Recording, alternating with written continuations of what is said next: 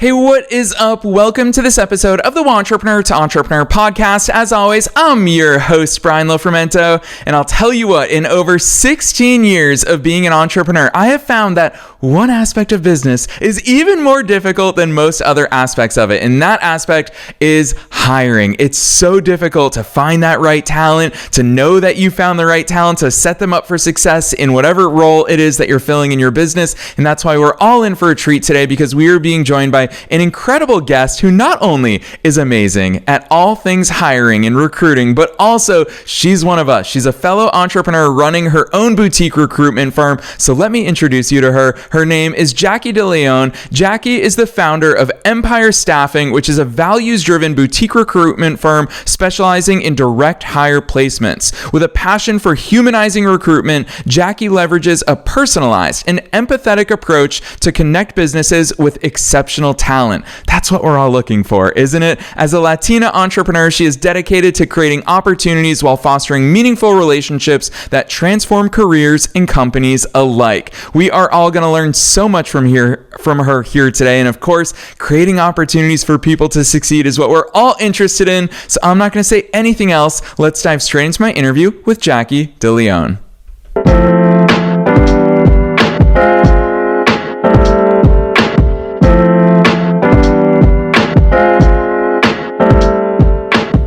All right, Jackie, I am so very excited that you're here with us today. First things first, welcome to the show. Thank you. Excited to be here. Heck yes. This topic, I think that it is incredibly important for all of us to get right, and it's so difficult, so I love the work that you do. Before we get into those lines of questions, though, take us beyond the bio. Who's Jackie? How'd you start doing all these cool things? Yeah, most definitely. So I've been in recruiting for over 7 years, and it's funny because all the recruiters will tell you they fell into this industry, and it's very much the truth. I mean, no one really wakes up and says, I want to be a recruiter. You just fall into the industry, but I fell in love with it. I started the company about 3 years ago, and started off as a recruiter, then branched out into a branch manager role, and just wasn't happy. I see so many problems within the industry of using people. If we don't need them, then goodbye. And that's just something that I wanted to change. I wanted to make sure that I treated with people with compassion as I do my clients. And I looked to my wife one day and was like, do you believe in me? Do you think I can do this? And she said yes. And from there, a lot of people thought I was crazy, branching out on my own at 26 years old. And, it was hard. It was difficult. They see a young person and they say, she doesn't know what she's talking about. And so it took 6 months to get a placement. And, I enjoyed those 6 months of just learning and adjusting to having people take a chance on me and not regretting it. So it's definitely been fun. Yeah, I love that overview so much, Jackie, especially because right there, early on in our conversation, you talk about so many of those mindset things that we all face as entrepreneurs, and huge kudos to you for having a partner that supports you in those dreams and those ambitions. And obviously that enables you to grow an incredible company. So let's dive right into the meat of your company, because when we're talking about recruiting, when we're talking about hiring people, the right people for the right positions, it's not the easiest thing in the world to do. So I love the fact that you've so much experience there. Jackie, what's so difficult about this stuff? How do we start thinking about recruiting in the correct way? Yeah, so a lot of the times when, business owners, they think recruiting as, I'm going to post an ad and then, we'll see what kind of applicants we get. And I always like to tell people, it's like throwing spaghetti at a wall and seeing if it sticks. You might get some good people, in 2021, that was a thing. Everyone wanted to work, if you had 2 hands, 2 feet, you can do it. But now we're in this, it's just changed so much. Recruiting has changed so much over the years. And, passive talent is definitely where it's at. There's so much technology. There's just so many things out there that we use as recruiters that wasn't there before. AI is huge. And like I said, recruiting is is an art and a science. So it's definitely not the same as it used to be. There's a lot that goes to it. It's about finding the right culture fit, not just the skill set, because if you want to hire someone, it's an investment, and you don't want to have the wrong hire when it's 1 month down the road, 6 months down the road, and it's clear that they're not a good fit. So from the beginning, it's very, very important to acknowledge those red flags and make sure that you know exactly what fits well with your team. Yeah, really well said. And gosh, we're going to get into so many of those topics. AI, you mentioned, the job posting, all of those. But where I'd really love to start with you is to understand the process from your perspective. Because, Jackie, I will very publicly confess to you that the way that I've traditionally hired for my businesses is to start out as the freelance route. And I've used websites like Upwork, which you're right, it is overly simplistic in the fact that we can write a job description, probably reuse one that a lot of companies have used before, and then post it, have people find us and apply, and then hopefully unscientifically weed through those candidates. Obviously, you have a way better process. Walk us through how it should work. What are those steps? Yeah, most definitely. So whenever I have a search, I always like to ask the right questions. Like, why is this role open? And why is it important to the company? Like, if this role were to stay open for the next, God forbid, like 30, 60 days, what will that mean for your company? And really understand, okay, what does that look like? Is this like a very urgent, I need someone now? Or is this, we're just looking for someone, not really a big deal. So the urgent roles, I always like to look at competitors. Competitors have the talent that you need. So it's all about that value proposition. And what we do is we gather everything we need. We build an ICP, we call an ideal candidate profile. And from there, we take on with the search. We look at competitors, we look at ways to attract, and we do this very aggressively. So once we find some candidates and they're interested, we bring them on. We'll say, hey, you took this call with me. Why? You're employed. Why are you not happy? What is the pain point there? And once we understand the pain point, that's when we will say, okay, so we know why. Let's pitch this role to them in a way that solves that problem. So that really yields so much results. Yeah, I really like hearing that because it does sound like you give really equal focus on, I guess, 3 aspects of it. 1 is the candidates themselves, 2 is the actual role itself, and then 3, the business that's looking to hire it, because those are 3 important things that have to be aligned. And obviously so much of it happens in the interview. I'm so fascinated by hiring interviews and the way that works. Maybe it's because I've been an entrepreneur for so long, so I've done so few interviews as a candidate. But Jackie, walk us through what these interviews look like. How do we make them so effective? It's funny having this chance to interact with you today because a lot of times I talk about sales and people always ask about sales scripts and how scripted it should be. I guess the same is true in interviews. How scripted should those be, and what's the right way to interview a candidate? Yeah, most definitely. Like I said, and you bring up a good point. So yeah, I feel like recruiting is sales. Like you have to pitch the role, and you also have to acknowledge those red flags when you see them. And when I talk to candidates, I like to hear what they have to say first. I never speak first. I always just say, hey, tell me about yourself. Why'd you take this call with me? And they'll walk me through like, yeah, this really piqued my interest. Like I'm really happy where I am, but there's always something. Either, the culture is bad, change of leadership, they see some red flags of themselves in their own company. We see a lot of companies that are selling and leadership is changing. So many things are changing. So they're like, oh, maybe I'm open to opportunities. So it starts with asking the right questions. It starts, with culturally, make sure that you're always, always, always looking for that culture fit. Whether it's, this person has to get along with this person. What's that personality? What fits in your company? So asking those questions, asking the skills questions as well. But as they're answering, acknowledging that they have to be a cultural fit as well.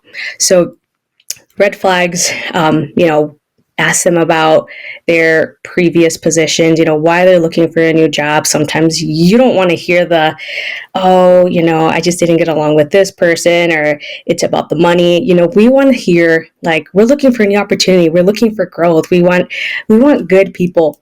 So that's what I see all the time. Or when it's a about leadership, right? If it's a leadership role, what are they? How are they as a leader? Do they fit?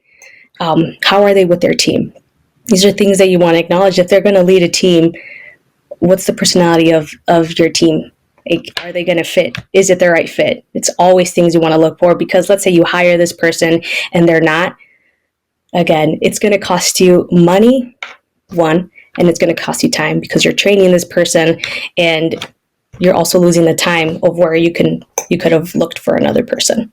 Yeah, really important stuff. I will say, as a business owner, that's what I've realized throughout the years, is that every single hire costs us. It's a big investment. I view it more that way than a cost. And that investment is huge for us. So we obviously want that investment to pay off. We want to set them up for success. And so with that in mind, I want to ask you about tying the interview answers to predicted job performance, because you mentioned, so much of what this process is both an art and a science. So a lot of it is you just have the right ears and eyes and experience from your own personal life that you can sort of spot these things in real time. But how can we, in those interviews, know if this person's going to succeed? Or maybe we don't know, Jackie, but how can we best tell if the things that they're telling us are going to actually set them up for success? Yeah, for sure. I think that it starts too, with when you see a resume, do your own research, just like they're probably doing a research on you. And okay, who are you as a company? You have to do your research on them, and who are they as a person? Who are they on LinkedIn? Does their resume match their LinkedIn profile? I see all the time, I talk to my clients, and they'll talk about some bad hires that they had. And it starts with that. I realized that, their LinkedIn didn't match their resume. Well, there you go. That's the first red flag. Because we want to do our own research just like they are. They're doing their own research on the company, with the culture. So that's always really important. I think that definitely not in the first interview, you'll know. You'd have to see how they interact with other teammates, with other leaders. So I think it's really important to have an established plan to make sure that you're hiring the right people. Yeah. Jackie, I'll tell you what, I know that a lot of listeners, obviously we're talking about hiring in a really broad sense here right now, but probably a lot of listeners don't realize that there are companies like yours that actually assist in the recruitment process.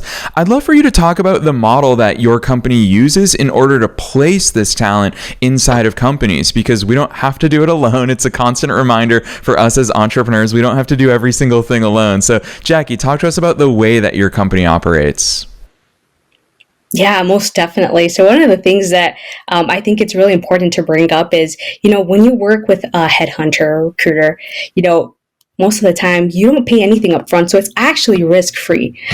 So it's not like you have to pay us up front. If you have a particular role you're struggling with, you've posted a role, you can't find anyone. So then you come and you talk to an expert. You're like, hey, this is what I need, but I can't find it on my own.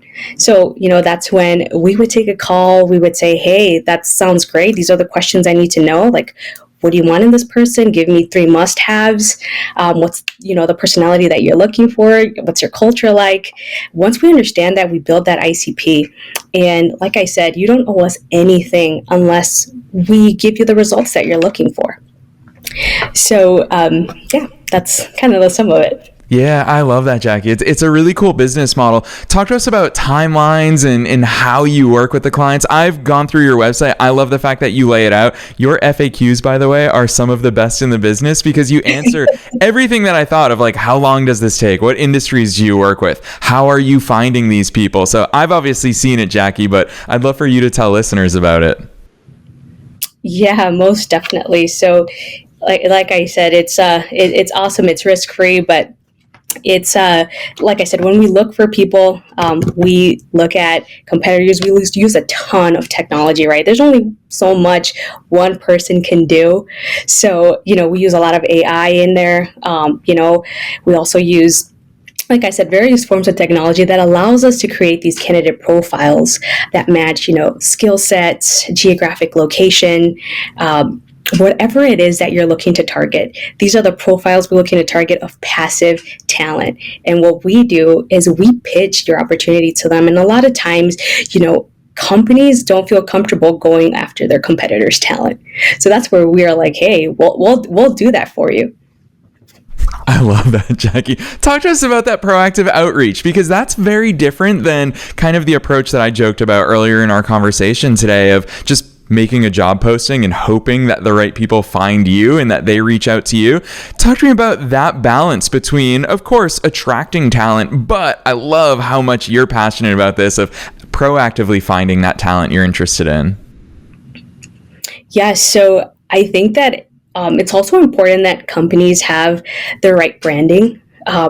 It's really important because if you're interested in a particular like set of skill and they're very senior and they see your company and you don't have a lot of content, you're not really out there, it's questionable. Just like we're in that like trust recession right now with on the business development side, if they don't see who you are, they're not going to give you any time. So it's all about putting your business out there and making sure that you are on LinkedIn, that you have some good stuff on there. Yeah, for sure. That's the cool thing, Jackie. I'm going to call this out for listeners because I think it's important. It's so clear to me in getting to talk to you today that you actually made the analogy earlier of it being like sales, in the fact that we as business owners, as people who are hiring others, we also need to sell ourselves. It's so easy to place the emphasis on the fact that we're looking for talent, but it is that two-way street. And I love that you point out that they're going to look into us. They're going to look at our business website. They're going to look into our LinkedIn entities. So I think that's a really important takeaway. I want to ask you about the nature of how we onboard somebody, because hiring the right person is one thing, but setting them up for success when they come into our teams, that is an entirely different thing. You obviously love seeing people succeed. What's your take on onboarding? Most definitely, yes. So I've seen some really awesome onboarding, and I've also seen onboarding that isn't so great. A lot of time it's outdated. So that kind of sets the tone, right, for this a new employee to come into your business. So I think that the plan has to be very structured. Like, where is it that you want this person to be in the next 60, 90 days? What are the goals that they need to achieve? What do you need from them for them to know that they're being successful? I've seen that yields the best results. Sometimes that's, within that time frame is when the candidate is going to be like, yeah, this is the place for me, or this is definitely not the place for me. I have no direction. I don't know what to do. So a training structure is also very, very important. Yeah. And Jackie, I will say, clearly you love technology. What are some of those favorite tech tools that we can have in place? Because I am very much on the AI train. I try to leverage AI for all of the things that I do behind the scenes, especially back office staff. I'll tell you, as someone who hires people quite frequently, I've noticed that everybody's cover letter these days is amazing thanks to AI. But what's your perspective on how we should be using AI? What other tech we can use to our advantage throughout this whole process? Yeah, most definitely. Well, if you're in recruiting, there's a lot of tech out there, and you definitely need to get on that train because as a solo recruiter myself, it's impossible to do everything. So I use ChatGPT for everything. It's my best friend. That's where I go for everything. I can't live without it, but I think that it's also important to note that although there is so much technology out there, you also want to be personable with the content that you put out there. You want to make sure that they know it's just not a bot. And now if you use AI, you can spot AI. And now that so many people are using it, like they can spot those words that, AI uses, and, they're just like, okay, this is like an AI. But if it's your tone, if it's your voice, it's different. But ChatGPT is awesome. I use this really awesome tool called RecStack AI, which totally check out. It's awesome. One of my mentors runs it. So it's a lot of cool stuff, on there. There's like a section where I can load all of my content. That's something that I'm big on this year, is just building my personal brand. So then when I am out there sending emails, sending messages, people know that it's me. I'm not a bot. I'm an actual person. And that seems to be very huge since we're in that trust recession. They know that it's you. So that's a really awesome tool that I use. So that ChatGPT, People GPT, super, super awesome tools. Yeah, very cool. Jackie, I love that point you made about retaining that personability in our businesses. We have a video on our homepage of the podcast, and that leads to a live chat. And I always get live chats from listeners who are just like, is this really Brian? And yes, it really is, because even though we can use technology to our advantage, that human aspect is so important. And that's what I really respect about your company is I love the acronym that you've turned humanity into an acronym. I'm going to read it out for listeners. Honesty, understanding, motivation, agility, nurturing, integrity, thankfulness, and yielding success. Jackie, talk to us about the importance of that human approach. And you're doing something that a lot of people are very frustrated about within the world of hiring. People don't enjoy trying to find the right job, and people don't enjoy trying to find the right talent. So where are those touch points? How are you adding humanity into all the things that you're doing? Yeah, I think that, it's super important, especially because I come from staffing myself and have seen how difficult it is to have that approach where it's like, if this candidate doesn't fit, then, that's it. Sometimes you don't even hear back from the recruiter. And that's actually an ongoing issue now, where it's like you have a candidate, you talk to them, and then what is called ghosting. So it's a real problem. And it is like part of my mission to not be that way. If for some reason a candidate approaches me, and for some reason, okay, they don't fit the ICP, but here's what I'll do. I'll give you tips on your resume. I'll give you tips on how to do better in the interview. And if I can, I already have this person on the phone. Why not? But it is really something super important, and just having a real conversation. It doesn't have to go straight to the interview. What can you bring to the table? It can be, hey, my name's Jackie. Tell you a little bit about myself. Like, yes, I run a boutique firm, and who are you? Like, do you have a family? And you get to learn so much from people, and it actually opens the door for them to be honest, and you to even learn more about who this person is. Yeah, for sure. I love that perspective. And it's just like you and I talked even before we hit record today about where in the world we are, and the fact that you're in Chicago. We have so many amazing Chicago-based guests, and it's cool to see those potential connections along the way as well. And I would imagine as a recruiter that those relationships stay with you, whether they fit that role or not. There's always going to be chances in the future. So, Jackie, one thing that I really love about these conversations is we get to switch gears, and I get to talk to you not only as the subject matter expert that you are in hiring, but also as one of us, also as a fellow entrepreneur. So with that in mind, I want to hear that backstory, because you had a career in recruiting beforehand. Now you're running a boutique firm. What was that transition like? What are some of the things that surprised you or that you didn't expect? I'd love to hear that backstory. For sure. Like, it was definitely difficult, because you have that mindset of, I'm a worker. I work my 9 to 5. This is what I'm meant to do. And then you're open to, and then when you walk into this door of opportunity and entrepreneurship, it changes. Like, your mindset shifts, but it takes a while to get there. There's that imposter syndrome. As a young entrepreneur, there's people that are my competitors that have been in this industry for a long time. And it's crazy, because you just wake up one day with you want something different. You see a problem, you want to solve it. And, for me, it took 6 months of no revenue, of, how do I make ends meet? And doing whatever it takes to do that, so I would, do all things business, from 9 to 5. And then from there, I would DoorDash to make ends meet for 6 months straight. 6 months straight, I didn't see anything. And it's crazy, because I also didn't have money to have all the nice technology. So I had to do the old school route. I had to go and meet with people face to face. And, one thing that I feel that has always yielded great results for me, and the best success has been zigging while others are zagging. So everyone's using all this technology. What am I doing? I'm going out and getting in front of people. Hey, I'm Jackie. I have this boutique firm. I'd love to help you hire. And, 6 months after that, I was able to place my first candidate and see that clients actually did want to take a chance with me. I just had to partner with the right ones. Yeah, I love that story, Jacky. That's that hustler spirit, that entrepreneurial spirit inside of you. You and I have that one thing in common. My first 6 months of being an entrepreneur, gosh, I was working 60 to 80 hour weeks and I made $200 and I felt like that was like all the best money in the world because it was the sign of something that was working. So I always love hearing about those first client stories. And in so many cases, I hear it was someone that someone used to work with or someone they just met or someone that they knew personally. Talk to us about that because Jacky, I'm going to put you on the spot here. It sounds like you actually enjoy networking with others, which that's not always the case for a lot of people. So I'd love to hear your perspective on what networking looks like for you and then how'd that first client come about?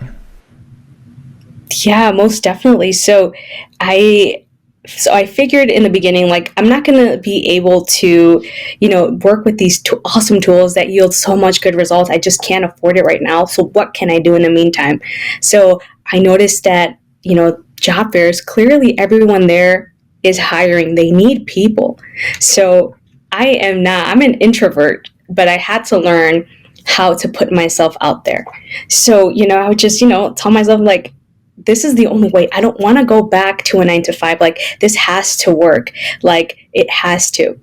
So I remember job fair after job fair, table to table, like it was from one table to the next, to the next, to the next. Hey, my name is Jacky, same thing. And, I got a lot of cards, sometimes it didn't go anywhere and that's fine. It definitely taught me so much. But in one job fair, I remember giving my card to this HR lady and just telling her about myself, and she looked very serious, by the way. I was like, this lady is not going to sign with me.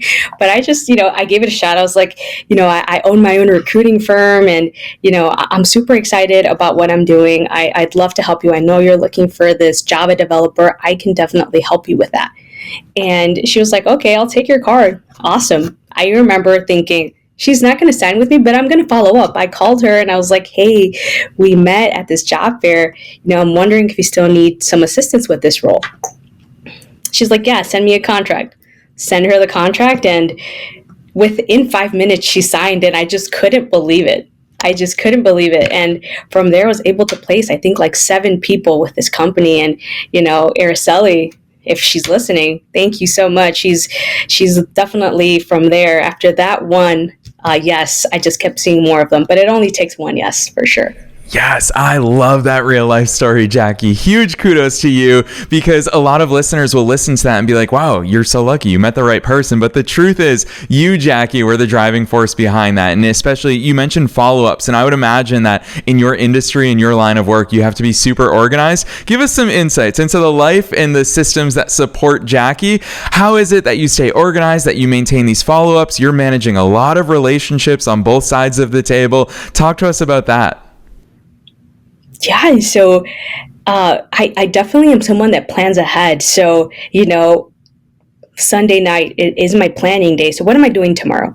I have my list set up, like, okay, my calendar looks like this. Monday, I talk to this person at this time, and then I block out times to do different things. Like if I want to, do my content that day, I set time to do content and post on social media and, do like my email sequences and LinkedIn connections. So it's very organized. Like, I think that you have a to-do list and you put it on your calendar. It's the best way that I stay organized. Yeah, for sure. And that's something that is ever evolving for all of us entrepreneurs. But again, I'm going to give you public praise here because I think it's important that not only are we organized and we have that to-do list, but we follow through with it. And it sounds like that's part of your secret sauce, Jacky, is that you love that side of actually executing. So it's no surprise to me that you've got that spirit of a hustler. So one of the things that I love to do in all of these interviews is ask a super broad question here at the end. And that is with your fellow entrepreneurial hat on. And that is, what is your best piece of advice for listeners, knowing that they are both entrepreneurs and entrepreneurs at all different stages of their growth journeys? Jacky, I can already see that you love entrepreneurship in addition to the actual work that you do. So with all of that wisdom and your experiences and stories in mind, what's that one piece of advice that you want to leave listeners with today? I think I would say that you have to be 100% committed and passionate about what you do. And it's all about starting. I think a lot of people get stuck on, oh, what am I going to name my company? And I have to do my LLC. It's like, just start it. You can always change that name, but it's all about starting. How many people have an idea and they don't do it because they're stuck on so many things? Just do it, just go for it, but be passionate. If you're looking to grow a team, you have to be passionate about what you do, and you can't expect your team to be as passionate as you.